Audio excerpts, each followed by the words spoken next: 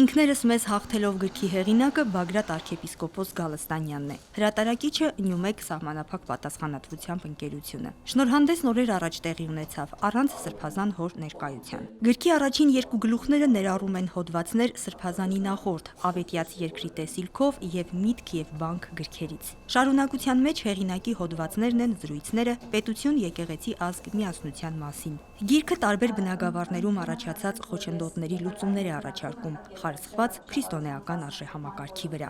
Քրիստոնեության ուժը մեր Տիրոջ օրինակի մեջ է, որ հարության հաղթանակի հասավ ճշմարտության, արդարության եւ սիրո ճանապարհով։ Իսկ հարության հնարավոր է հասնել միայն խաչի ճանապարհ ընտրելով։ Խաչը ծնվում է այն ժամանակ, երբ արդարությունը, ճշմարտությունն ու սերը բախվում է աշխարհում առկա անարդարության, կեղծիքի եւ ատելությանը, եւ արդյունքում խաչն է ծնվում։ Բոլոր տեսակի նահատակությունները, ոչ թե մահերը, որոնք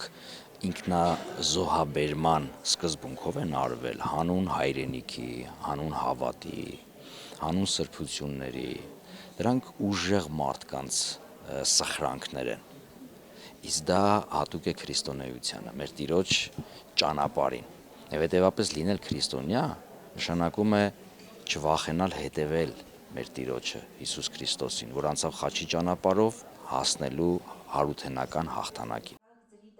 Ազգային ինքնությանը, պետականությանը, տնտեսությանը, դատական համակարգին, մշակույթին, հանրային առողջությանը եւ այլ բնագավառներին ուղղված ժամանակի մարտահրավերներին հեղինակն անդրադառնում է քրիստոնյայի եւ քրիստոնեության տեսանկյունից։ Հանրային աստվածաբանության ժանրով գրված այս գիրքը հանրության լայն շրջանակի ընթերցողների համար է, ասում են բանախոսները։ Այնտեղ սահմանափակումներ չկան, նույնիսկ այդ մասնագիտական ոլորտների մասին, երբ Բագրատ Սրբազանը խոսում է եւ նորից տանում է մեզ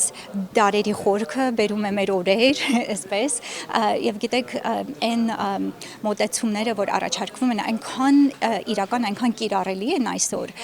բայց հիմնական ուղերձը այն է, որ մենք պիտի նայենք ապագային,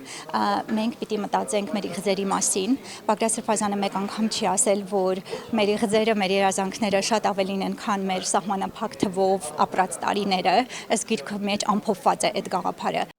Մարդն անմահ է, նրա փրկությունը մահից հետո է։ Պետությունն անմահություն չունի, նրա փրկությունը հիմա է կամ երբեք։ Կարդինալ Ռիշելիեի այս միտքը գրքի նախաբանում է ներառել Սրբազանը։ Հանուն Հայաստանի գալիքի հաղթահարել բոլոր մարտահրավերները։ Սա է Սրբազան հոր պատգամը իր աշխատության մեջ։ Հիշեցնենք, որ Բագրատ Սրբազանը, նրա հետ եւս 17 անձ ավելի քան 5 ամիս գտնվում են անազատության մեջ։ Սոնա Խաչատրյան, Վրամ Խանամիրյան, Եկեղեցական կյանք։